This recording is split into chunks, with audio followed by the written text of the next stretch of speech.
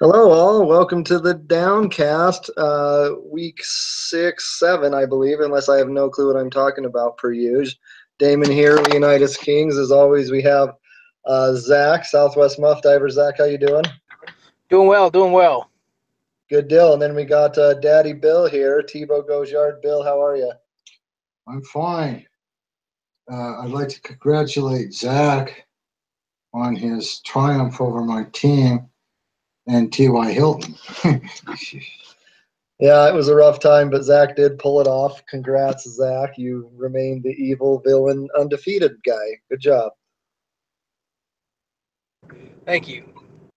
Zach, just quick so everyone knows, Zach does have to get to work here shortly, so he might only be on for about half the podcast and for the downcast, and Bill and I will take over. So we're just gonna hippity hop right to it.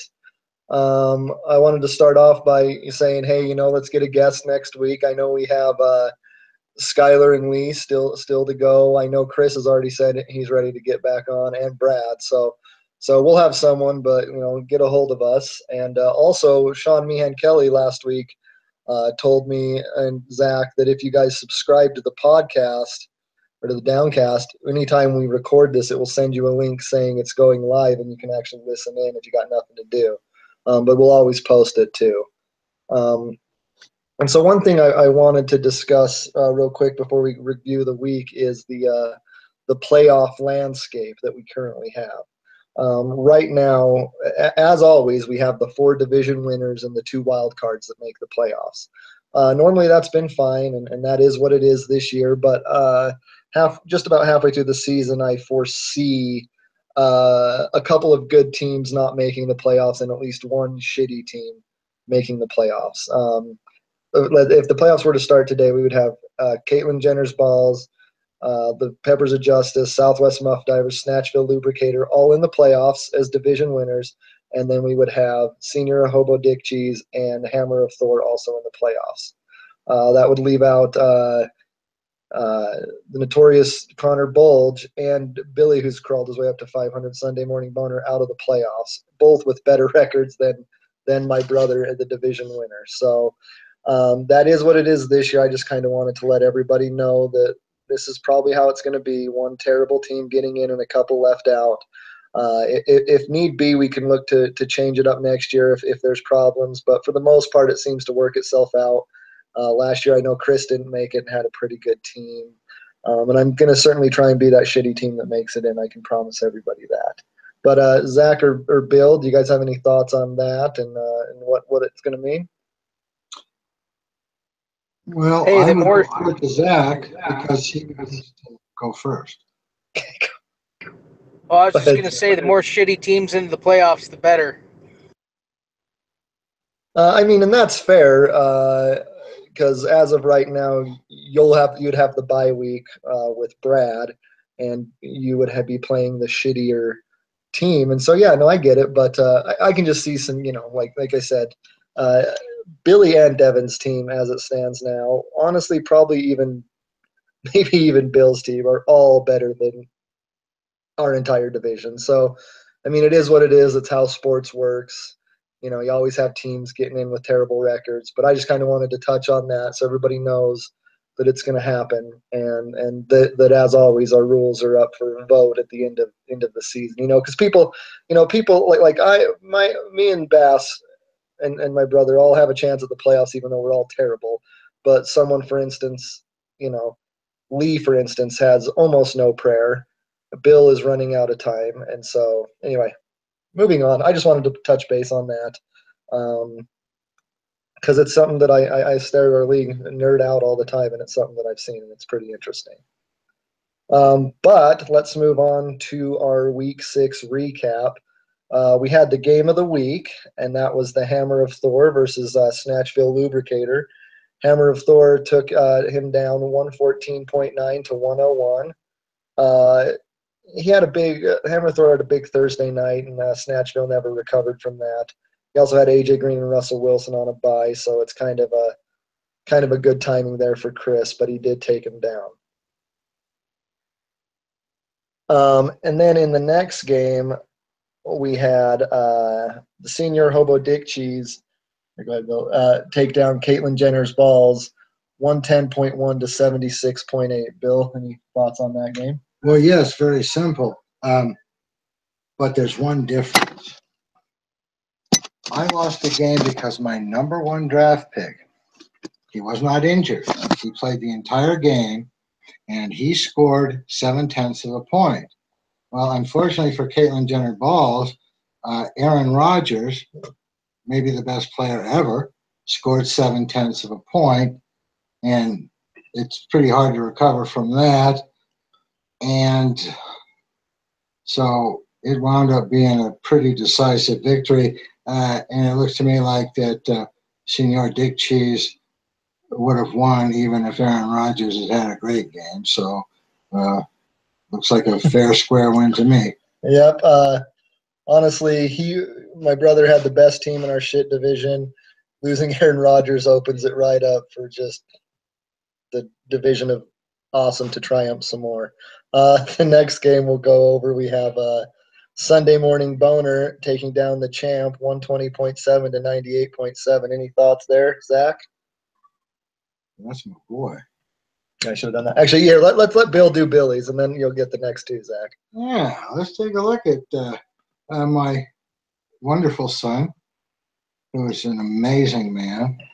Even though he'll never get back to you, Billy, I'm calling you out when you try and be friends with him. He ain't the sharpest crayon in the box usually.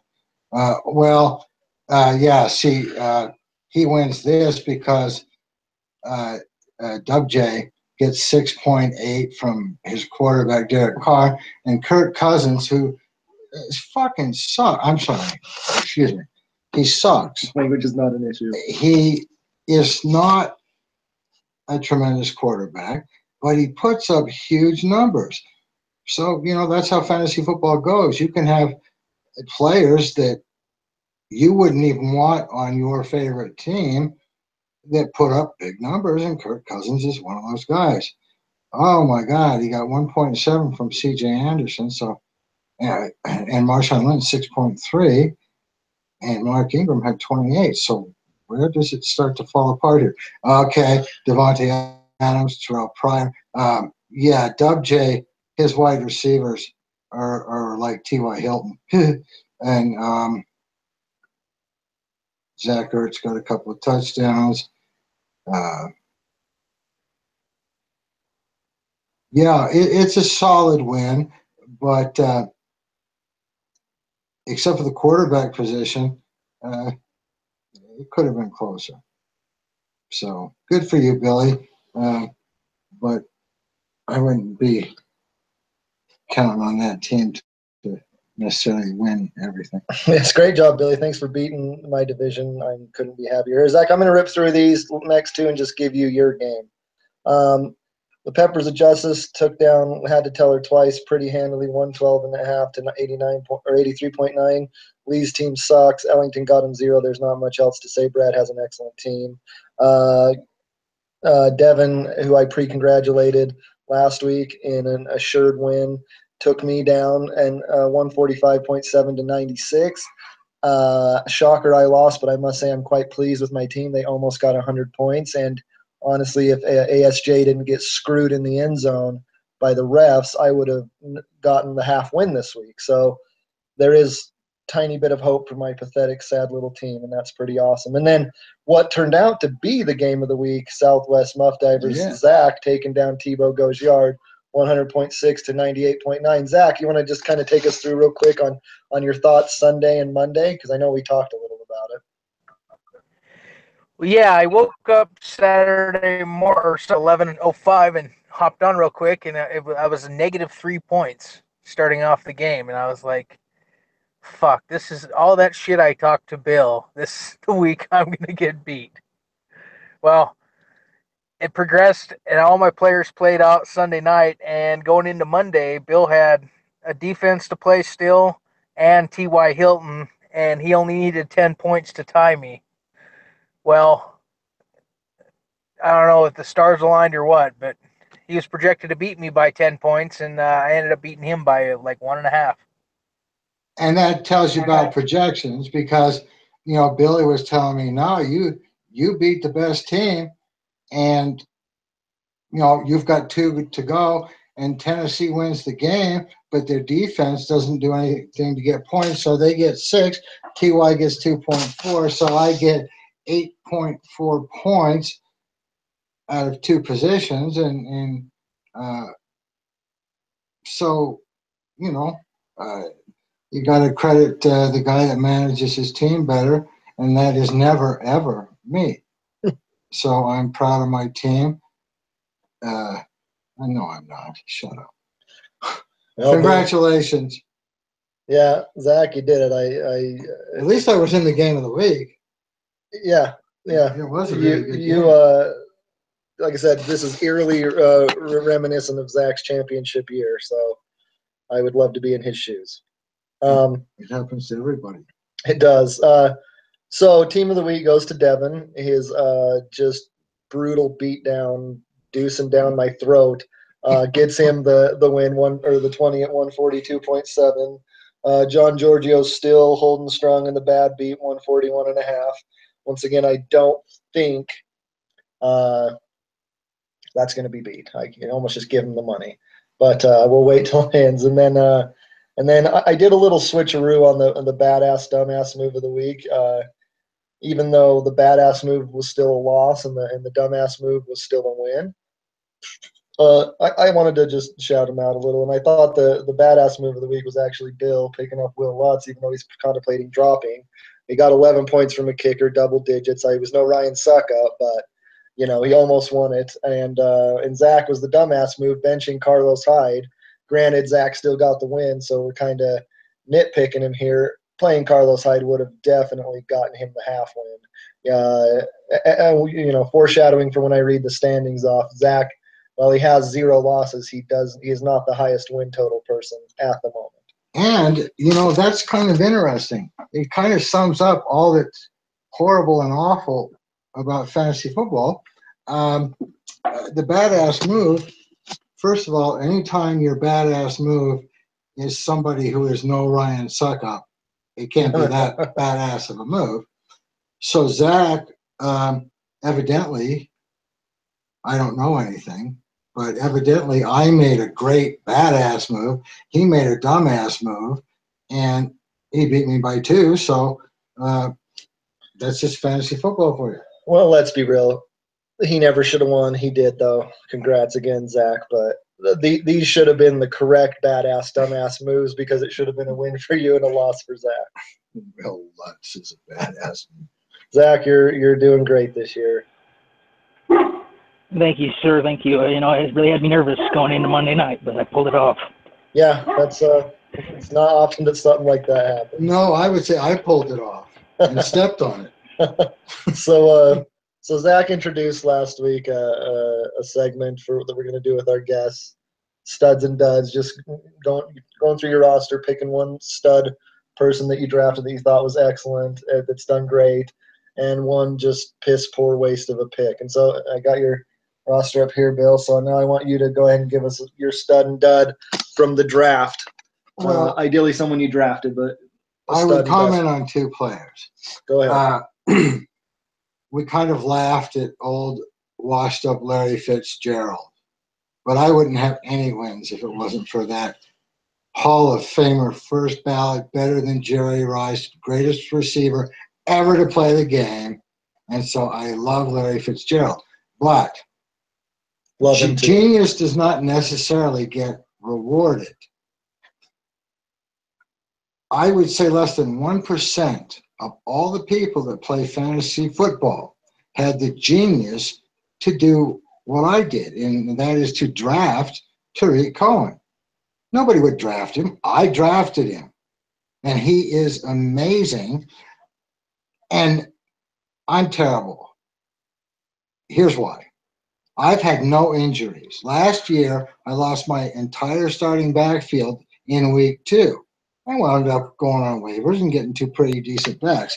But I have had the healthiest team of anyone on this league, no injuries, and I simply am playing the wrong people at the wrong time.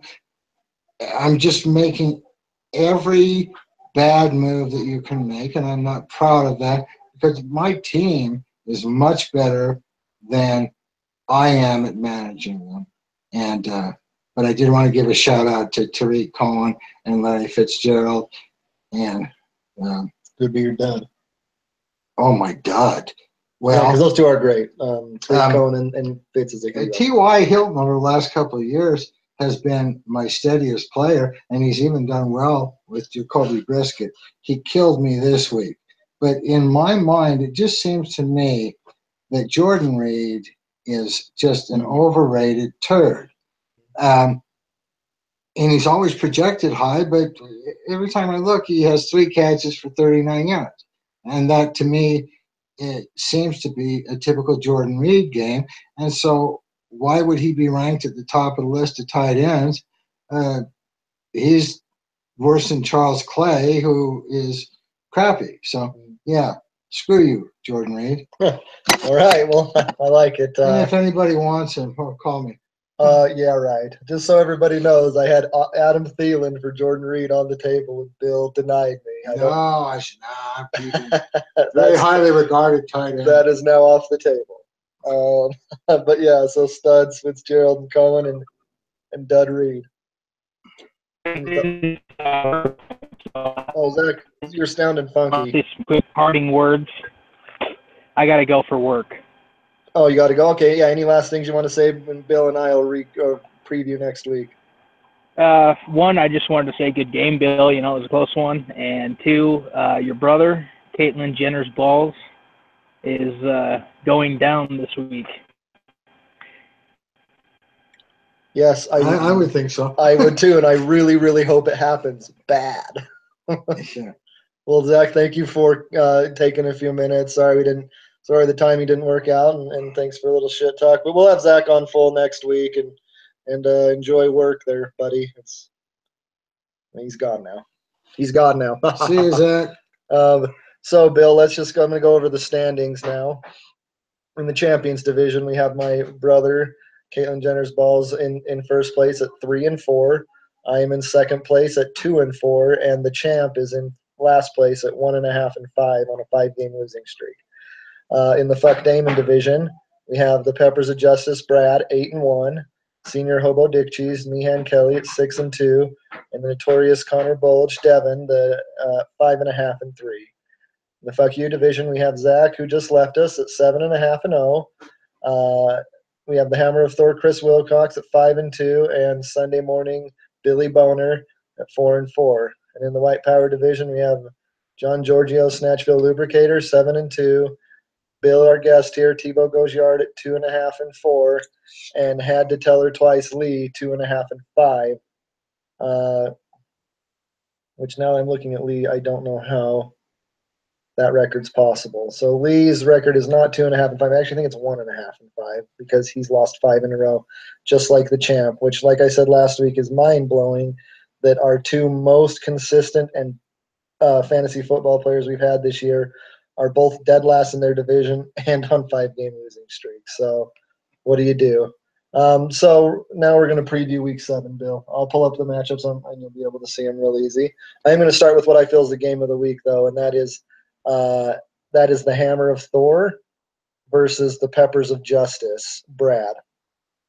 Okay, well, this is an area where I am actually an expert. All right, well, let me give the projections. Right now, Brad's projected to win 108.4 to 91.2.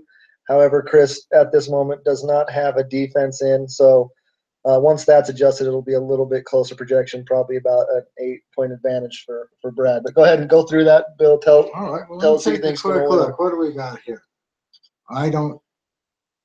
Okay, we've got 2 awful quarterbacks, just about as bad as you could have in an NFL game. Hey, Adrian Peterson, picking him up. He's found a home. Julio Jones. Julio. Yeah, this could be a pretty close game, but I would have to say if Adrian Peterson is really back, I would give the slight edge to the favorite here. which is Los Pimentos De La I don't even know what Justica. that means. It's the Peppers of Justice, But- and I haven't vetted that, so he could But be I wrong. would expect that to be a really close game. Yeah, I'm going to go with Brad as well. I mean, he's just been winning and winning, and you know Chris has a good team, but we'll take him Brad this week. That way, Chris can yell at us all.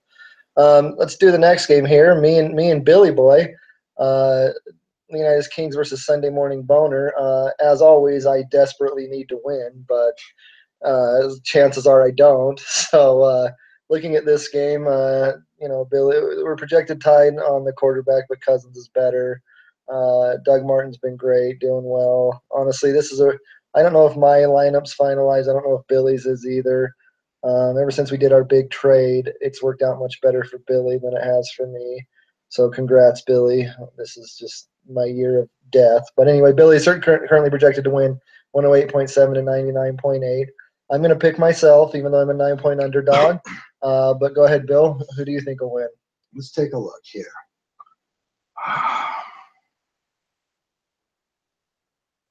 Oh, by the way, chances are Billy wins like 90%, but I'm still going to take myself. I like the underdog story. I think Funches is a really good player, and He he's is. going to have a breakout week. Well, he is, but the second I put him in my lineup, he went from like a 10 to 12-point average to 5.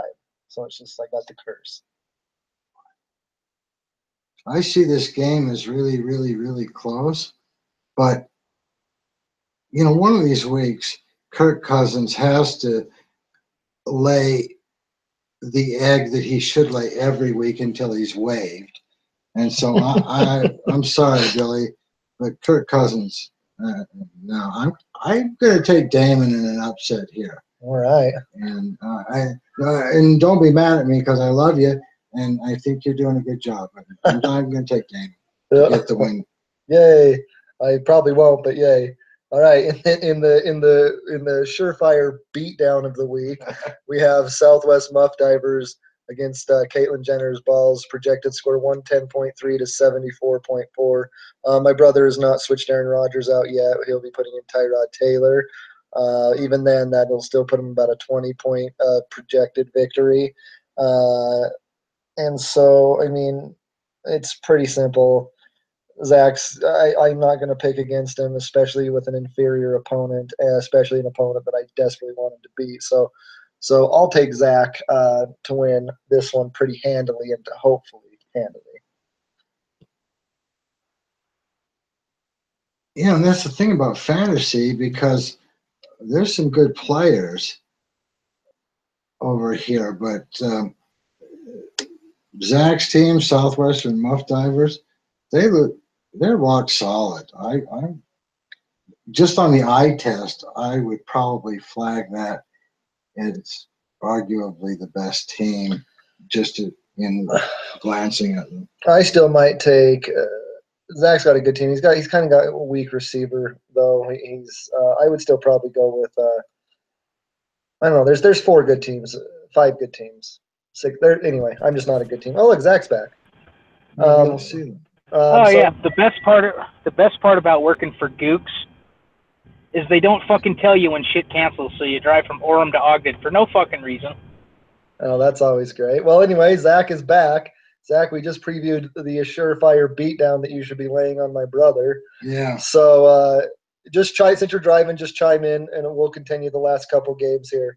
Next game, we have Snatchville Lubricator against Senior Hobo Dick Cheese. Currently, Hobo Dick Cheese projected to win 110 to 108.8. Wow. And it looks like the lineups are pretty set here too. I thought maybe AJ Green wasn't in, but lineups are pretty set, so this should be a good game. I'm going to go with the Dick Cheese on this one, just because the Le'Veon Bell's he's just such a difference maker. What David Johnson would have been had he not been hurt. All right. David. Dick Cheese at quarterback. Lubricator running back. Oh, God, Le'Veon Bell. That's a big, big difference. Yeah. Alshon Jeffrey, I love him because he's not a bear. This is a close freaking game, but I kind of favor because of the quarterback. I don't know. I'm going to take Dick Cheese. I'm not a big Russell Wilson guy. Yeah, Russell and he's got Wilson's- Le'Veon Bell and Alshon Jeffrey, so I'll take And Dak. Dak's been crushing it. Yeah. Who do you think there, Zach, now that you're back? Snatch or Dick? Who's it between?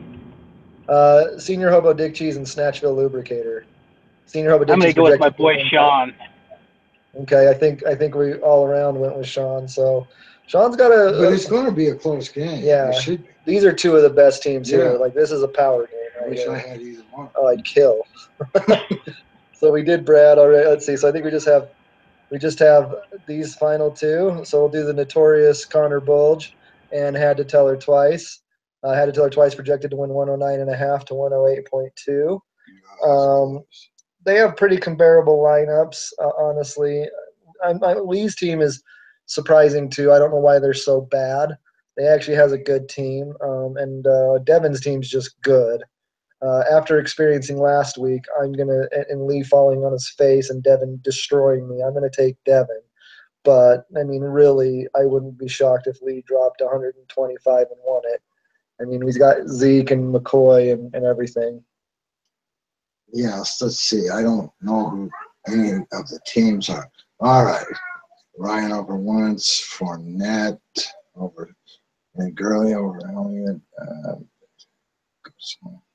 Wow, this is a close game. It looks like lineups are pretty set here too. I'm going to call this a tie, even with decimal points.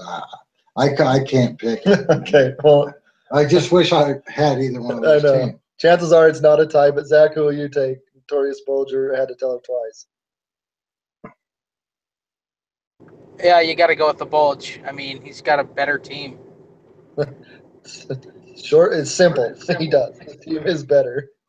All right, and then in the final game this week, we have Dub J 69ers, the champ, against our guest here, Bill Tebow Goes Yard. Currently, the champ's projected to win 103.7 to 101.4.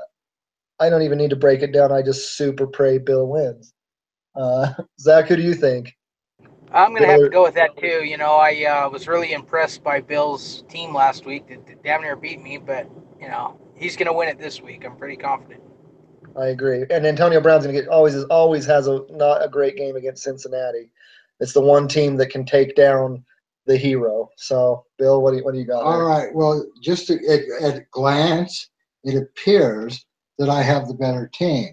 So the question is, what screw-up move am I going to make that would allow Dub J 69er to win by 2 points? But I'm going to stick with Coleman, and I haven't played him all year. Well, he's playing New England. That's lights out. The New England's garbage. And Will Lutz and Dan Bailey, I may change out based on their opponents. And who's Tennessee playing? Cleveland and Seattle's playing the Giants. So either way, I mean, you have two good defensive options. Let me just put it this way. I would say that I should win, and next week we'll be explaining why I lost by 2 points. Well, Derek Carr never does well, and as sad as it makes me, against the division or the Chiefs specifically. He plays tomorrow. He's not going to do well. Like I said, Antonio Brown always doesn't have an Antonio Brown game against Cincinnati. He'll still probably do fine. Terrell Pryor has not done well this year. Tyrell Williams is against Denver, so even if he was having a good year, Denver shuts people down. Jacksonville's probably going to crush Indy, though. But, the matchups, Bash just has 4 poor matchups, or 3 to 4 poor matchups that I think in the end is going to doom him. My team looks better, but I've learned not to trust myself. So yeah, so I mean, I'll do the worst I can and see what happens. Tomorrow night we get to start the week off with the Raiders and the Chiefs. The Raiders being the real life NFL version of my team, losing left and right. Used to score a lot of points, now can't. Anyway, that's not to matter now. But Zach, I want to let you jump in for one more bit of shit talk to my brother, because I really want to drive it home that he needs to lose. Well, Caitlin, I named you a couple seasons ago, and it looks like you've kept the name. So I'm just gonna have to remind you of the ass beating, and continue your trend. That's funny. You are the namer of that, and it stayed. That's actually awesome. And then Bill, let's lay it into the champ. Take him down verbally, and then in the game this week. Well, I almost took down a legend last week, and your team, quite honestly, really doesn't look good. If I had a good record, I would really talk some shit. But when you snatch victory from the jaws of defeat or defeat from the jaws of victory, I can't talk shit because I'm sure I'm going to make a couple of changes on defense and kicker, and so I can't talk shit. They will be wrong. They will be wrong. Withstanding victory. Yeah. So that's just how it goes, and that's fantasy football. So when you have my record, you just say good luck to everyone and try to be Miss Congeniality, because I'm horrible. I feel your pain. Yeah. I'm worse. But yes, but Billy, we play this week. So far this season in our 2 other leagues, you destroyed me, and then I beat you last week. Looking to make it 2-1 because my team's on the upswing. I can almost score 100 points in a week now. So watch out. I'm going to look for that triple digits. Also, I'd like to come over to your house tomorrow and watch the Thursday night game. Since you refuse to get back to me, I will venture into other paths to get a hold of you, and I'll furthermore go to hell. And don't be mad at me for picking Damon. It was just based on what I was that's looking fine. at. I think he's due for a good week. It's not your fault. It is your fault. But with that, that we're going to close it down. No music this week, but Zach and I are working on some improvements. So thank you all for stopping by. Thank you, Bill, for coming by. It was my pleasure, and good luck to everybody, and may God bless. And Zach, thank you for the double dip into the Downcast. Have a good one. No problem. All right. Yeah, I'm sorry about the gooks. All right, thank you all. Good luck, and we'll talk to you later. Hey, real quick, I did want to say. Yeah. Damon? Yeah, we're here. We're good. We're still recording. I was just going to say that Safarin Jenkins touchdown call might have been the biggest horseshit call I've ever seen in my entire life. It was right up there with the actual worst call in NFL history, which is the tuck rule. The tuck rule. Yes, but it was definitely up there, and it would have got me the half win. That would have been really important. So I agree. All right, everybody. Well, thanks so much. We'll talk to you. We'll see this weekend what happens, and we'll talk to you next week. Later. Bye, everybody.